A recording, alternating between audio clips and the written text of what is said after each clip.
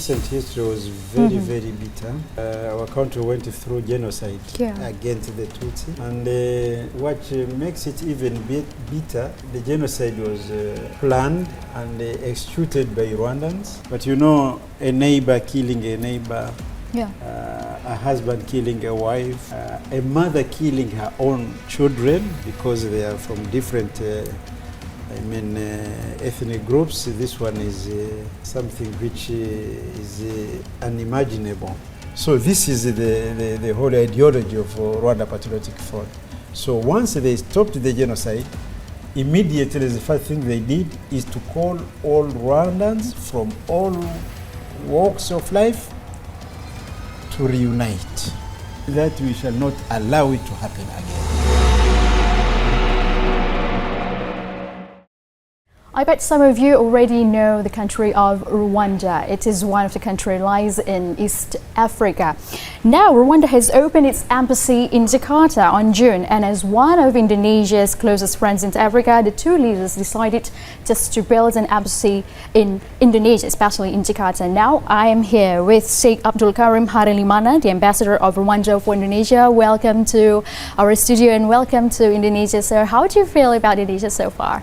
Thank you very much for welcoming me to these studios, but thank you also for welcoming me in Indonesia. Yeah. Though I have been here for 7 months. Oh, 7 months. Yes, Indonesia is a wonderful country, wonderful people. So I bet you like Indonesia. How do you like it so far?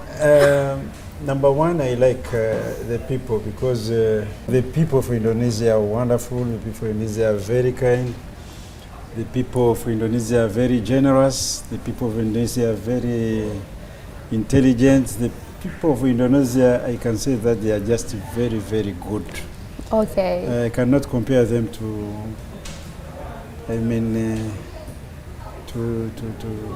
to other people in other countries. Which I have met in other countries. Okay, I think you will love Indonesia for the next, I don't know, a couple of months or maybe some years ahead. And have you traveled to some other country, some other cities in Indonesia? Yes, I had a chance to visit Bandung on 2 occasions. One was about the meeting with the Minister of Foreign Affairs here. Yeah.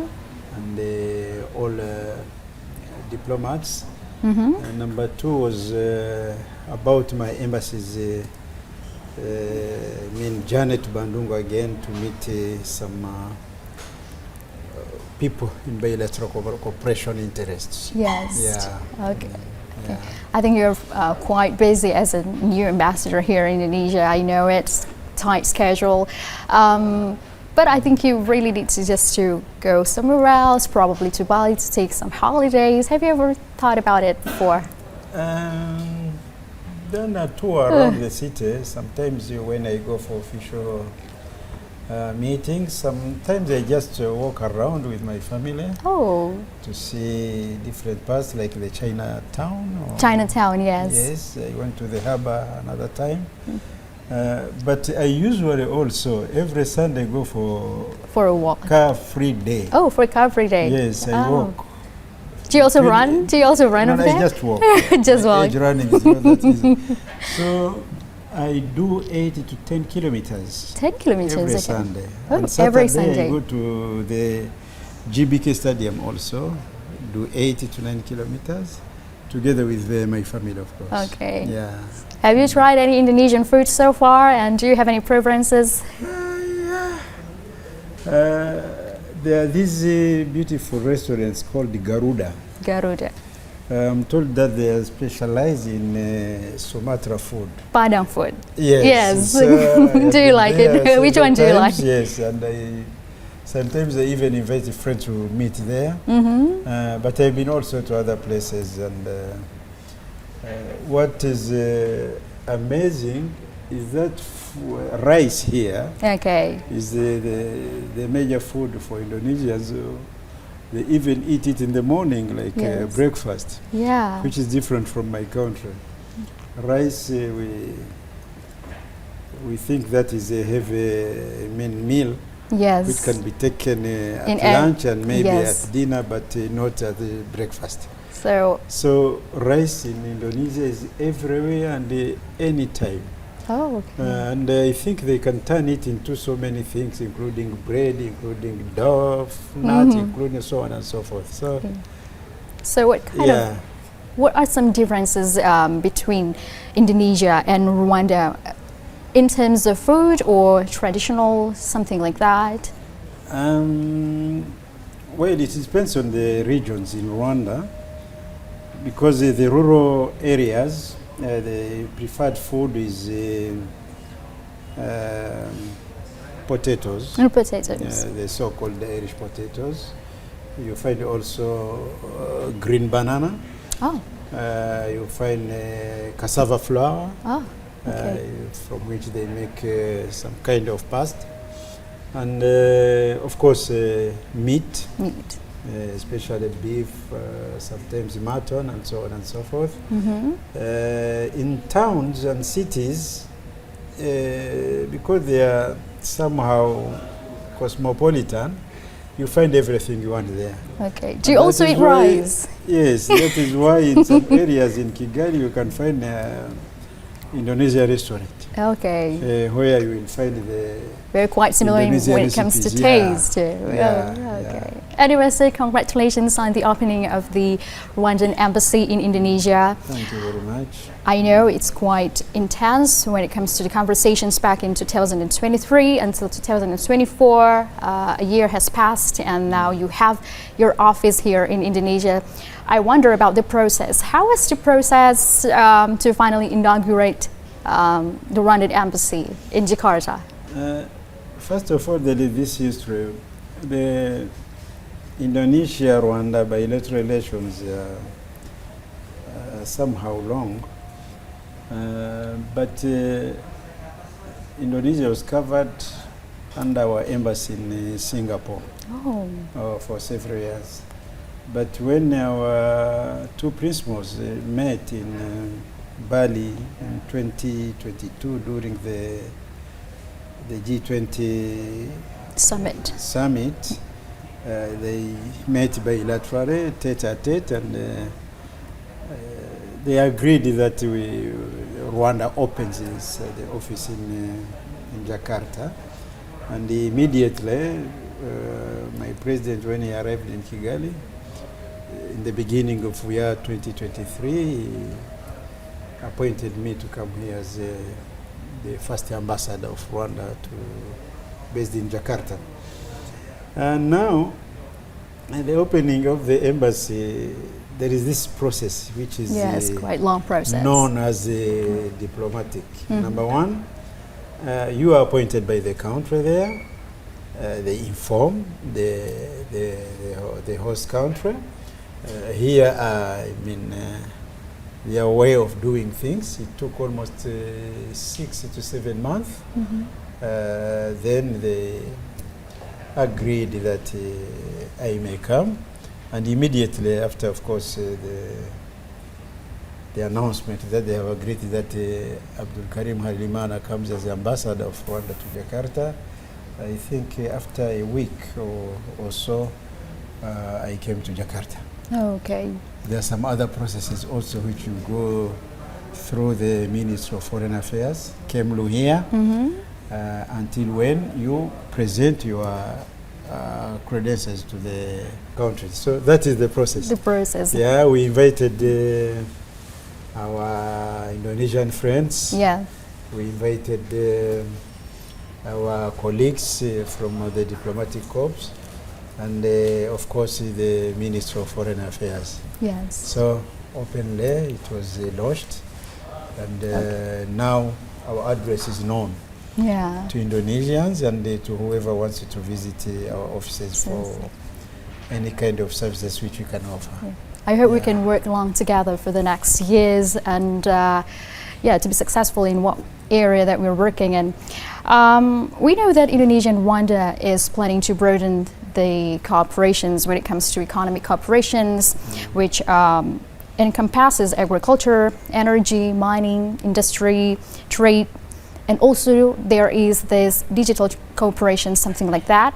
How is it going so far, and what's the plan for the next? So far, though we had not signed the other MOUs, but things were moving because this, trust between the two countries. There is this trade. Oh. There are goods which were exported from Indonesia to Rwanda for millions of dollars. There are goods which were imported from Rwanda to Indonesia, millions of US dollars also, and it is increasing. But after signing these MOUs and the other ones which we shall sign in future, it will grow more. Okay. Yes, we are sister countries, and our relations are brotherly, and they are becoming deeper and deeper. And we have something to learn of best practices in Indonesia, and I think Indonesia has also something to learn from Rwanda.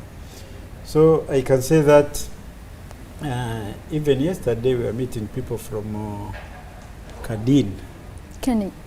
Okay. Kadin. So we are talking about PTA. Yeah. We are talking about waiver of the visa between the two countries, so that the movement of goods and people and labor and all of things would be easier. So I hope that that is the way we are going. Okay. In a few years, there will be, another image of our bilateral cooperation. I'm quite curious about the economic cooperations when it comes to as you said, you have visited Kadin, also is one of the most important organizations in Indonesia. I wonder if there will be another importing or exporting goods from Indonesia to Rwanda or otherwise, something like that. Will there any past commodity that coming from your country? Yes, there are these, let's say first of all, talk about agricultural products. Okay. Indonesia is known for palm oil. Palm, yes. I think it is number one so far in the, in the world. In the whole world. And of course our traders would wish to import it from here to Rwanda, and maybe they can refine it in Rwanda. Yeah. That is number one. Indonesia also is known in apparatus industry. So Rwanda can encourage Indonesian businessmen in this sector to come and establish industries in Rwanda in terms of clothes and so on and so forth. Indonesia also is known for having leather. Leather, yeah. Which can be also exported to Rwanda and so on and so forth. So this is in terms of trade. But there are things which also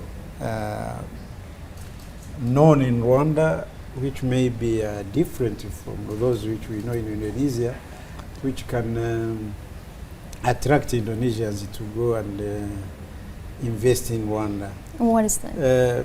One, tourism. Tourism, okay. Yes, the tourism in Indonesia is internationally known, but is different from that one of Rwanda. Oh, okay. Yes, here you have Bali. Yes. Which is visited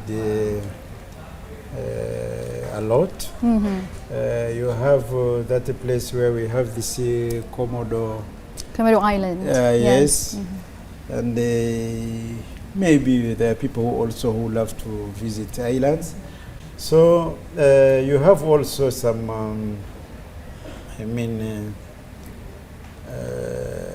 minerals, like the rare earth. So these ones can be, value added in Rwanda. So Indonesian can come and invest in that one also, because it's that policy of Indonesia of adding value to its minerals, especially the nickel. Yes. That one is a good lesson to learn from Indonesia. Oh, okay. And a good practice which people would follow. So Rwanda can be open for that one also. Okay. In agriculture, we have got one of the best teas and coffees in the world. Yes, I know. I heard that. I heard that too.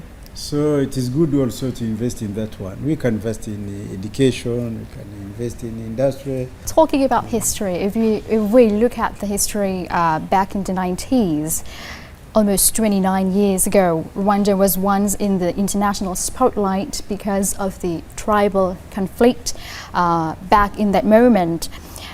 Tribal conflict that killed almost 100,000 of civilians, something like that. But the surprising things is Rwanda is right now is one of the countries that managed to get out of conflict and become one of the fastest growing economies in Africa. So my question is, what is the secret to overcome all of that thing and to be like right now? Yes, our recent history was very, very bitter. Our country went through genocide against the Tutsi. And what makes it even bitter, the genocide was planned and executed by Rwandans, though there was some incitements and maybe some assistance also from outside countries. But you know, a neighbor killing a neighbor, a husband killing a wife, a mother killing her own children because they are from different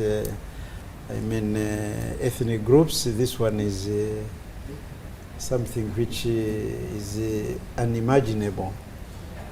You cannot even think that one can happen in the mankind, but it happened. But the good thing also, there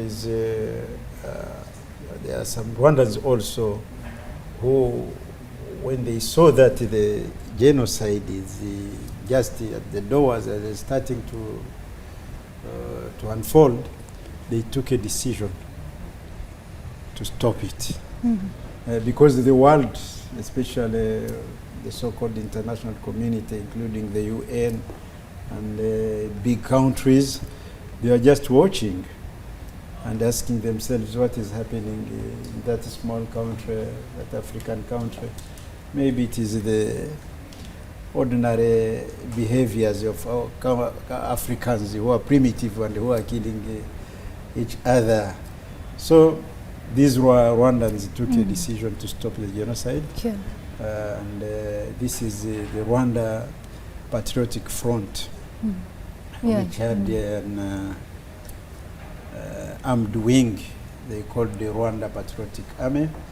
It took a decision to stop the genocide, and in 3 months they were able to stop it. Now you're asking about the secret of how do you these changes which we are seeing. How do you overcome it? Yes. Rwanda Patriotic Front is a political organization which in fact in our language we call it a family. These so-called ethnic groups, the Hutu, the Tutsi, the Twa, which were created by the colonialists, in the mind of RPF, they are not there.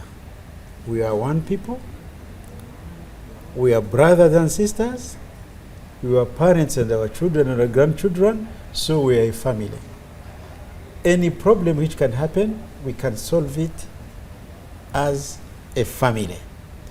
So this is the whole ideology of Rwanda Patriotic Front. So once they stopped the genocide, immediately the first thing they did is to call all Rwandans from all walks of life to reunite, to reconcile, Yes. to remember what happened, and to bear in mind that we shall not allow it to happen again, because we lost more than 1 million people. We lost the economy. We lost the infrastructure. We've lost everything, but we remained with only our spirit as Rwandans. So let us build on it and continue. Yeah. That is secret number one.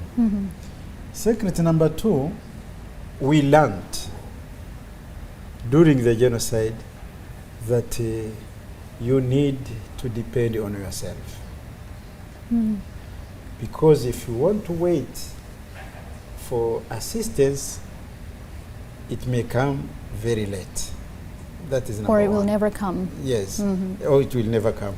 Then, when you have a problem, try to fix it yourself. If you want to make a step ahead in development, think about it yourself. Create and plan for your destiny. Even if there are some, voices will come from here and there trying to discourage you, listen to them, but do what you think that is right for you and for your people. This is secret number two. Secret number three is I talked about reconciliation. Yeah. I remember that between 1998 and 1999, there was a very big meeting between Rwandans from all walks, and we are learning about what caused the problems in this country. The root cause of the problem. Yes. What would be the solution to these problems? Can we bar it from happening again? So it took between 9 and 12 months of these Rwandans learning about the future of their country. One of the results of this meetings, which are known in Rwanda as the Urugwiro village meetings, is the Vision 2020. We continue to be united. That is principle number one. We need to be accountable of whatever we're doing. All of us, from the leaders to the led, we need to be accountable. Number three, we need to think big. Yeah. So this is another secret which is pushing Rwanda to be as prosper as you can see. But moreover, whatever we achieve today, and we think to achieve in the future, because we have the Vision 2050 now, we are not satisfied because we no longer believe that the sky is the limit. We can go even beyond the sky. I So like that spirit. this is our move. We move together, we are accountable, and we are trying to think big. I'm surprised about the story and also how you guys evolved from the past to be like this right now. As you told us, Rwanda is becoming one of the fastest growing economies in Africa. According to Transparency International, Rwanda is far ahead of Indonesia when it comes to corruption index. I guess we really need to learn how to tackle corruptions, compared between Indonesia and Rwanda.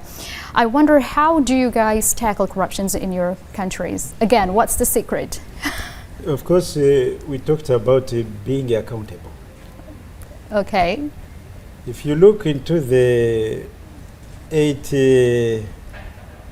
RPF 8 program, corruption is mentioned there. That fighting corruption and nepotism. Okay. So it is in the program, and it is a principle which we must achieve. Now, when the government came in place, of course, this one was among the policies which must be, implemented. So, the structure was built because of this one. First of all, you have what you call the Ombudsman Office, Yeah. which is, among others, is in charge principally to fight corruption of all kinds and to protect the people from being corrupted. Number two, the police force. Among the other instructions which they get, there is this one also of fighting corruption. Okay. Among themselves as the force, but also among the population. Number three is that our leaders lead with the example. Right from the the Top head government. of the state up to the grassroots leaders, they are required. Okay. And they know that it is, it can become very difficult for them once they are caught in There will be corruption punishments. activities. Yes. There will or be punishment actions. too. Yes, Like, of course. So the law is, put in place, and it is executed without fear Okay. of anyone. So I can give you examples why I think it is working in Rwanda. In some countries, ministers are untouchable. You are a member of parliament. In some countries, these guys are untouchable. You are an officer, let's say in the military or in the police, and you are caught in that malpractice. Okay. There is number one, the political decision which can be taken by the president if it is in his hands. There is another one which can be taken by the prime minister if it is in his hands, but does not stop there, because the president can fire you, the prime minister can tell you go get away, but also the prosecution is waiting for you. Okay. Yes. So we can see that in this period of 30 years, since the liberation of Rwanda, Yes. some ministers found themselves in prisons. Some members of parliament found themselves in prisons. Officers in the military, in the police found themselves there, and of course, because of the judiciary, Okay. which is also fighting the corruption among themselves, and of course helping all of us also to fight it. Okay. So this is another secret. Okay. So it is working, and I think according to reports, Rwanda, I think, is number 2 in Africa to be good in fighting Corruption. Number 2 or number 3. Yes. Yeah, Okay. and in the world it has, of course, somewhere better than so many countries in the West. Yeah. So, talking about international conflict, we have similar views about Israel and Palestine conflict to supporting Palestinians people. How do you see this conflict, and how do Rwandan people see these conflicts? Rwanda has got a position in it. I think this problem started in 1947, 1948. Yes. And instead of slowing it down, it is growing and becoming even more dangerous. So Rwanda, my country, stands for 2 states. 2-state solution. Yes, that is number 1. But even during this, conflict, which started somewhere, is it in March this year? Last year? Yeah. Yes. Rwanda is among the first countries that humbly was able to send some assistance to the people of Gaza. I remember the national carrier Rwanda Air full of some items which were needed by then, landed in Amman, Jordan, but it was, transferred to Gaza to help children, women, and all of these people were in trouble. Just I think a few days ago, my president was in Amman during that summit, which was talking about the solutions which we are looking to help cease fire and help stopping killing women, children, and so on. My president had a